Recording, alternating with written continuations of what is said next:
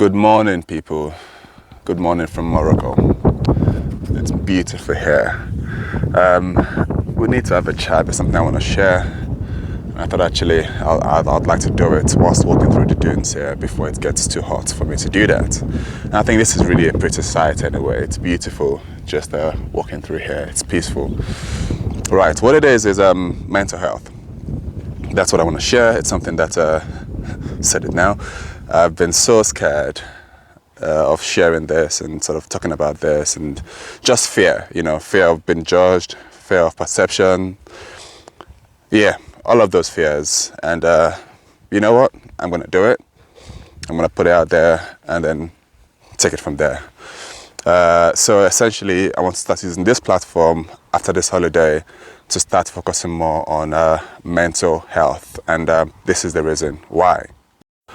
My story is that, at the start of lockdown, I lost access to my children, and I can go into the whys and who did what, and I don't think that's necessarily important. I think we all have faults, and the why isn't as important as the how we move on and what we do from here on. And that for me is sort of the more the focus of this for me, which is, something happened to me, and then, well, I couldn't see my children, and then what happened after that? What happened after that was I basically, cut the long story short, I couldn't sleep for 3 years during lockdown, went into depression. I didn't know it was depression. I was suffering. I would basically wake up in the morning and I just want to stay in bed, right? With the windows shut, the curtain shut, closed. And if I was feeling great on a particular day, or it was the weekend, I'd move to the living room, just change my scenery, but the curtains will still be shut. I'd just watch TV, Netflix all day, eat in my living room sofa. My living room sofa became so dented from me sitting in one specific position for a while. And of course, we're all working from home as well. And you go into your Zoom office and you chat to people and you put up the face. No one knows what's happening. You smile, you say what you're supposed to say. You've been doing it for years. You know what to say. You know what to do. So you can. I was going through a lot of these things, but also as far as work was concerned, perfect. Just dealing with work, professional, no issues. And actually, what I was also doing was I was cutting off my friends. I wasn't speaking to people. I just shut people out. Even with my girlfriend Anna, I was going through a lot. I was suffering. And whilst I was going through all of that, I then also kicked off court proceedings so I can start seeing my children again. And what transpired was actually before that, Anna then asked me if I would like to go back to therapy, because when I first got a divorce, I'm divorced. When I first got a divorce, I went through therapy to sort of help manage all of that process. And I found it really helpful. And I thought, and I was like, if you're going through this again, I think it's worth speaking to somebody. So I agreed, and I went back to my therapist and I said, look, Leroy, I'm going through this. It's quite hard. Can we talk? And he said, yes, let's talk. So we started having our sessions again. And through the sessions, it transpired that actually, he said, look, you have been depressed. That's what you've been going through, depression.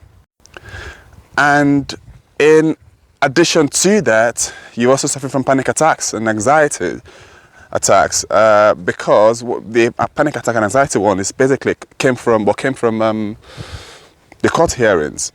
So we would have, and because it was locked down, actually UK court system was just under intense pressure. So it took long for you to get a court hearing date. And then when some of the hearings took place, some things that seemed straightforward were just not straightforward. So I lost confidence in the system, lost confidence in what was happening. So whenever I had to expect anything, I just became fearful it wouldn't happen or something. I was just crippled with fear. I couldn't act properly. And he said, look, this is what you've been going through. And I was like, oh, wow, I didn't know I've been going through that. But now there's a name attached to it. What do we do? And gradually, I then also bought a Defender at the time because it's something I'd always wanted, and I found one for a good price, so I bought it. And when I bought it, I then actually, just by accident, just quick story, went to my mechanic. I was like, look, mechanic, there is oxidization on the platform, on the rear of the Defender. Can you fix it for me? He was like, no, I don't need to fix that for you.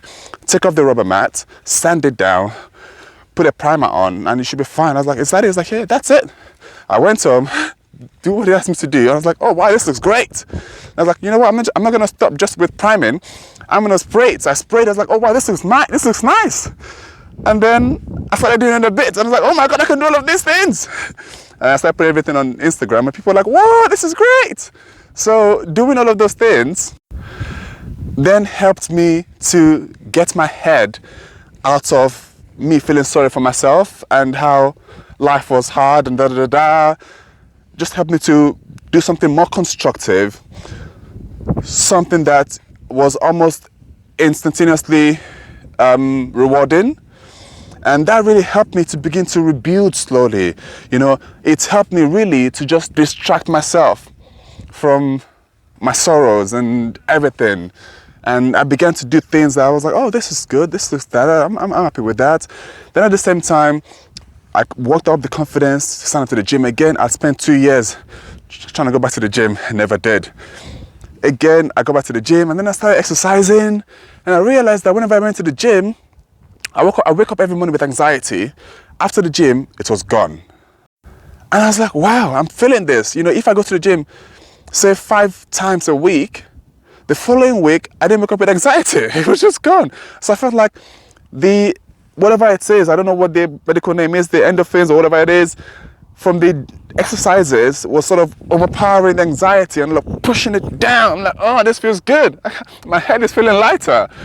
So what I'm trying to say here is, it transpired for me that, you know, doing exercises, getting myself out of the house, doing exercises, getting myself out of the house, let's just show you around again. Get myself out of the house exercising, doing the car stuff, and then we were going camping as well. Doing all of those things really helped me to rebuild, and also having my therapy sessions as well, having someone to speak to sort of reason things through with, really helped me to begin to put things into perspective. Even when things went bad, I could manage it. And I began to realize that actually, yes, I'm going through a lot in life, but there is more to life than that. And so that's why I also started doing this. We started doing more of this sort of overlanding stuff, because honestly, I was going through so much in life. I was like, this is crazy. And why am I going through all of this? Life is hard, And I realized that I had to create my own happiness, because there was so much in my head, so much negativity happening, that I had to begin to manufacture happiness. I had to begin to do things. I had to take control of my life and do things that made me happy. And part of that is this. It's saying, look, it looks impossible driving all the way from London to Morocco and driving back, but you know what? Let's do it. If it doesn't work out, we tried.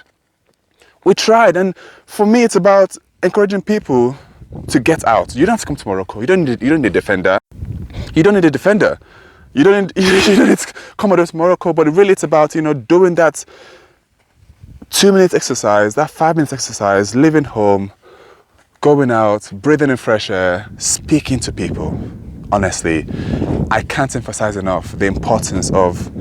It doesn't have to be a therapist. You know, I think it would be good. It doesn't have to be. Just knowing it's okay to not be okay, and saying to someone, look, I don't feel okay today, you know, it's been a hard day, and it's fine, that's okay. So I really want to use this platform, got ants crawling up my legs, sorry, I want to use this platform to start encouraging people to do more of that. So when we come back from holiday, I'll be doing more of that. Of course, we'll keep doing the overlanding stuff. I love it. That's why I do it. You know, it makes me happy. But going forward, more of this. Let me know what you think. What do you think? Do you have any thoughts, any ideas? Please share them.